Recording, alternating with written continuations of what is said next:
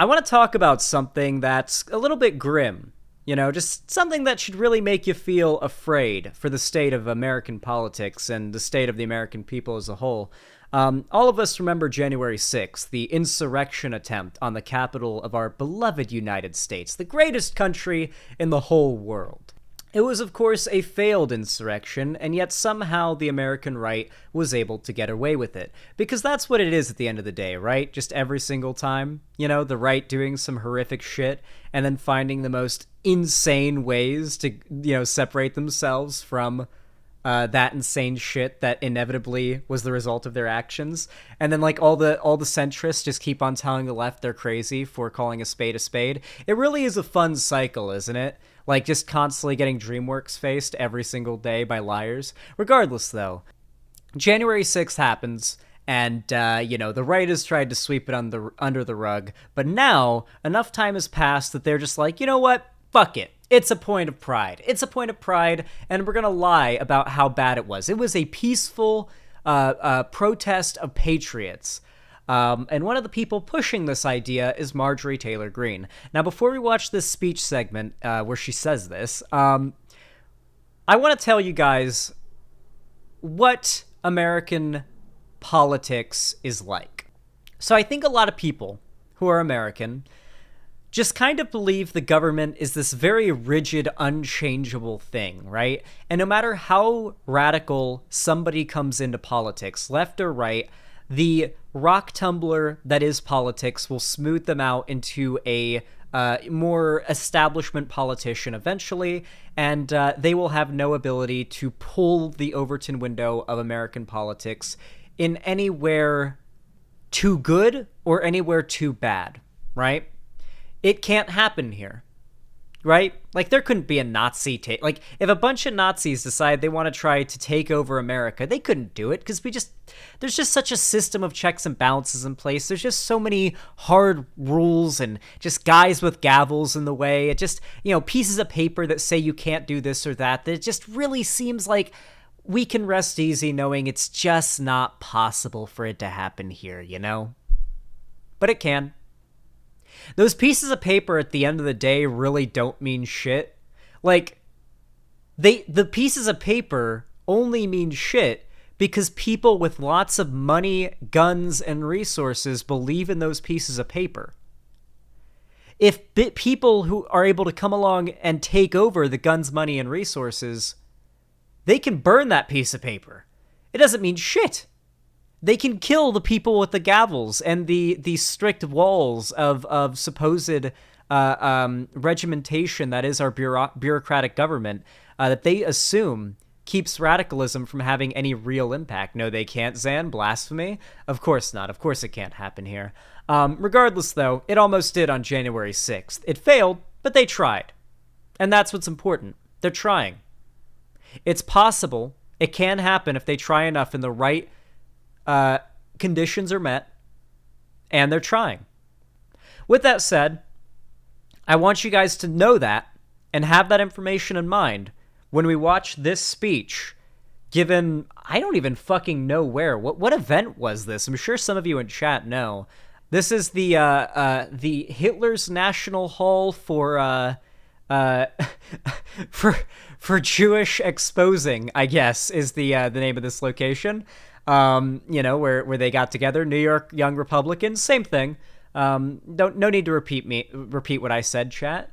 Yeah, so that's where she's speaking, and let's go ahead and hear what she has to say about January 6th. And I really appreciate Dawn talking about Hunter Biden's laptop. I have a copy of it in my office, and I don't want to see one nasty page of what he likes to do in the bedroom. Did she just admit that she's looked at Hunter Biden's cock? She's just admitted that she personally... So, of course this is a lie, but for the sake of lying, she is telling the world that she... At least she's telling me she has Hunter Biden's laptop and looks at his cock. Thank you, MTG. Very cool. And I don't care how much drugs he snorted or shot up or whatever he did, but I will tell you something I find really interesting. Is his bank accounts. Remember, by the way, scorn towards the left is a virtue among the right. Okay? The right doesn't necessarily have a strong, cohesive, moral set of political positions or social beliefs. They have enemies. What is good to them is what is bad for the left or minorities. That is why they speak with such scorn towards their enemy. You know, when you watch a left-wing political figure talk about the right, they don't talk about the right in the same way the right talks about the left, right? When the right talks about the left, they're bad people, they're sheeple, they're to be mocked and ridiculed. But when like Biden goes on stage to talk about Republicans, it's like, oh, they're good people, they're Americans who've been, led astray. It's like, you only really need to look at who's willing to be a just upfront. Don't believe people when they tell you who they are. And the right tells you who they are when they take every opportunity to be as cruel and bigoted as possible. I'm very interested in those, and I cannot wait to serve with Jamie Comer on the Oversight Committee and go after them. Because I'll tell you right now, what it leads to is 10% for the big guy. Okay? And I think I've introduced like 7 or 8, or I don't know where I'm at now, articles of impeachment on Joe Biden over the past 2 years. She's literally been like she's not on any committees, right? Like she's been kicked off of all of her committees. Like she's literally disgraced as far as Republicans go. She just kind of has this like culty QAnon fan base. Like this is not a woman who has any actual power in the Republican Party even. She's like, especially since the whole like switch to DeSantis, she's basically been like disgraced even among many Republicans, believe it or not. And while I don't want to impeach a president for political reasons, I definitely think Joe Biden should be impeached. Not just because of the evidence on his son's laptop linking them to China and other places. He should be impeached because of the evidence on his son's laptop linking them to China and other places. By the way, the laptop shit is just, there's nothing. There's I've looked into it because I was like, okay, there's got to be something, right? There's got to be something, right? It's just Hunter's cock and balls. It's just Hunter's cock and balls. That's what made it end up getting attention. And then they just started like trying to make up other shit to justify it having attention other than Hunter's cock and balls. Hunter Biden. Yeah, like let's not. These people will literally scream and piss and shit themselves if you get into the Trump family collusion with Russia. So let's, they're very much hypocrites. You go high, they go low. But he deserves to be impeached. Why? Because our border is under invasion and he doesn't care. He also deserves to be impeached because he's selling out our strategic petroleum reserves, doesn't he? What is this? What? Okay, so that literally was her getting paid by an oil company. That was the oil company that she's getting paid by talking right there, tapping into draining our oil reserves. Guys, I don't know if you're aware, there is enough like fossil fuel oil on Earth for us to harvest quite easily, by the way, through fracking, particularly. That we are not going to run out anytime soon. We export a massive amount of oil. The only reason why oil prices are high right now, the only reason why oil prices tend to be so high during Democrat presidencies is because guess what? Oil companies can literally just set the prices to whatever the fuck they want. And guess what? Republican president equals good for them. Democrat president equals bad for them. So when there's a Democrat president, the gas prices are higher. That's just how it is. That's not like because of any good reason. It's just because we don't like that there's a Democrat in office, so we're going to punish the entire American population who drives or requires gas. This sounds like a conspiracy. It's not. This is literally public. Wait, you guys think this is a conspiracy theory? Wait, holy shit. Here's PolitiFact. Across the country, gas prices are climbing to record-setting numbers, putting consumers in a bit of a pinch when it comes to their daily commute. As prices have crept up, politicians have been quick to point fingers. Republican U.S. Senator Ron Johnson of Wisconsin, in a March 18th, 2022 tweet about the burden the high prices were placing on truck drivers, blamed the astronomical gas prices on the Democrats' war on fossil fuels. But is that true? Have policies instituted by Democrats in recent years caused gas prices to skyrocket, or is there another reason? Let's take a look. Coronavirus, Russian invasion of Ukraine playing major role in prices. That's valid reasons that are happening right now. But there have been other factors as well. One of the biggest, the coronavirus pandemic. The report notes that during the early months of the pandemic, when people were largely confined to their homes in hopes of limiting the spread of the virus, gas prices plummeted. There was more gasoline available than consumers looking to buy it, so producers of gasoline started decreasing output. As those restrictions have loosened and life has returned to normal, demand for gas has gone up, the report said, with demand now outpacing the limited supply of gas. That's not an issue anymore. It's literally been years now. Supply and demand are largely out of Biden's control, but the administration hasn't exactly been sending positive signals to the oil and gas industry by pushing for reduced emissions and other forms of cleaner energy, the Times report noted. They're not exactly sending positive signals to oil companies, okay.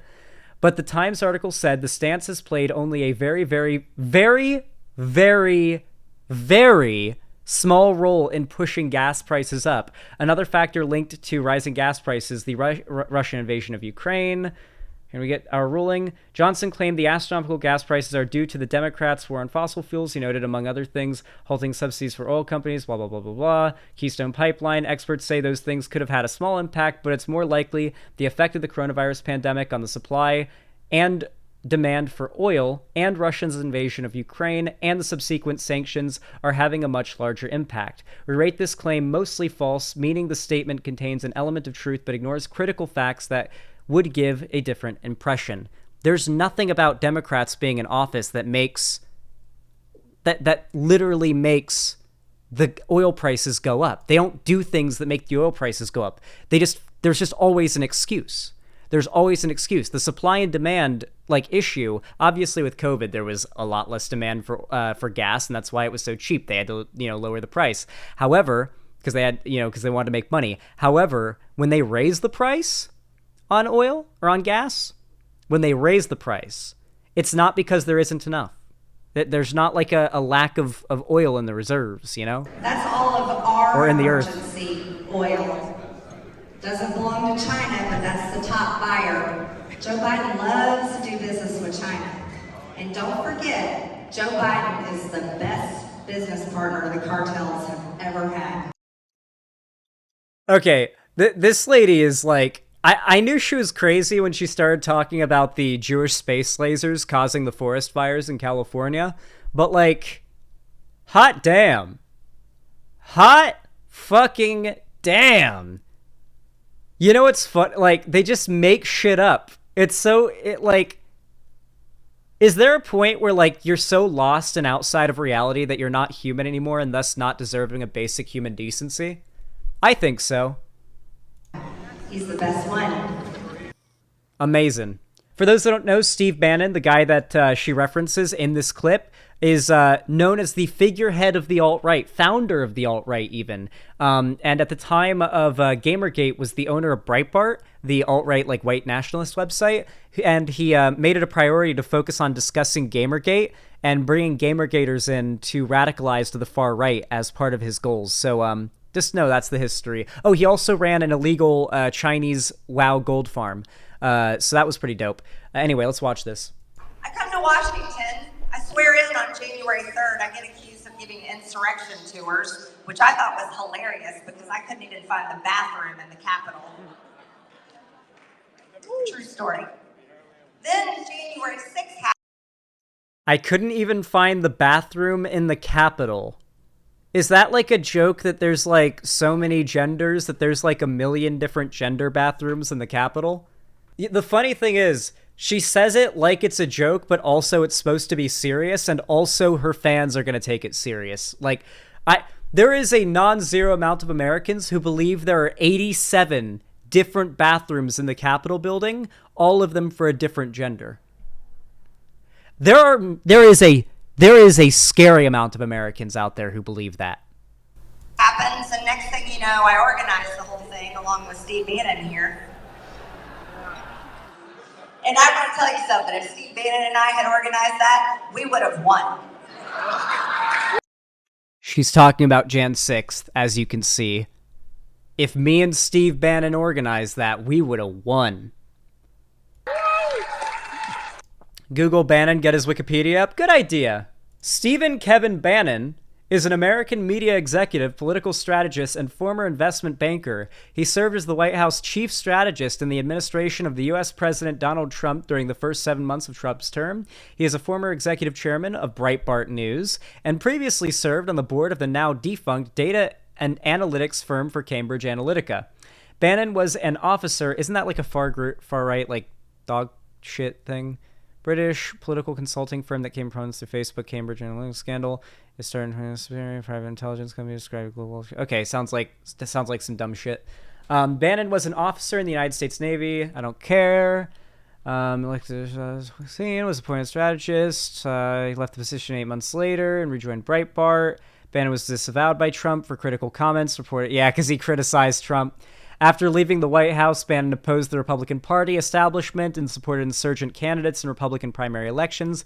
Bannon's reputation as a political strategist was questioned when former Alabama Supreme Court Chief Justice Roy Moore, despite Bannon's support, lost the 2017. Okay, I don't know why. Yeah, he has a full page.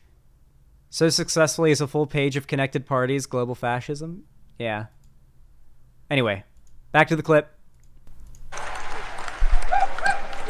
Not to mention, it would have been armed.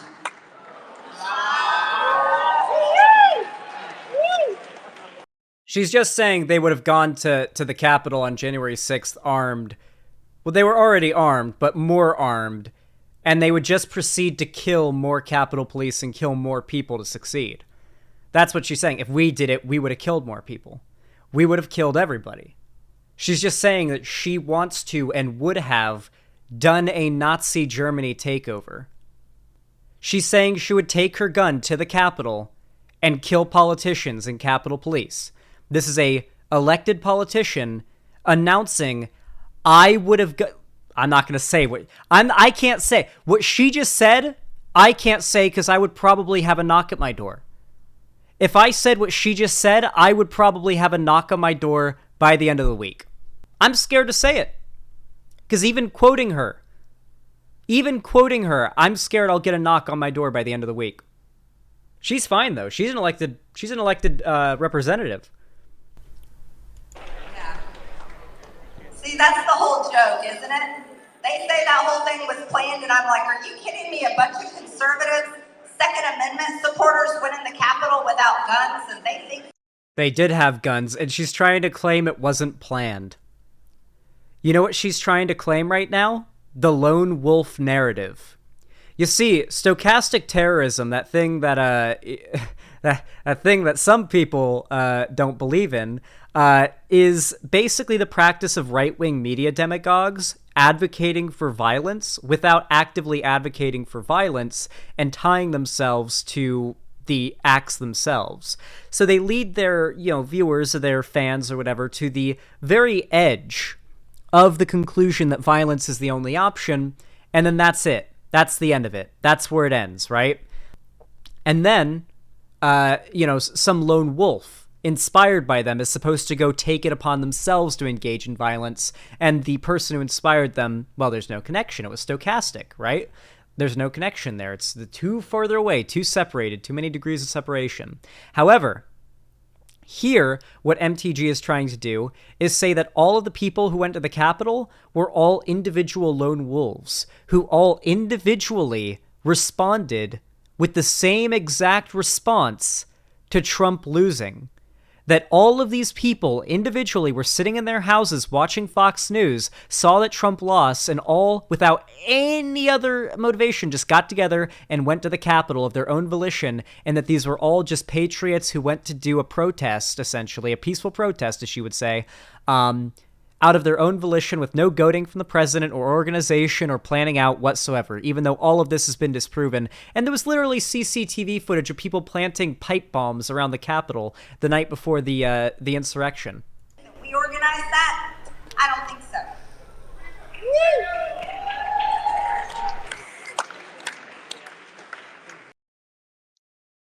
Sheesh.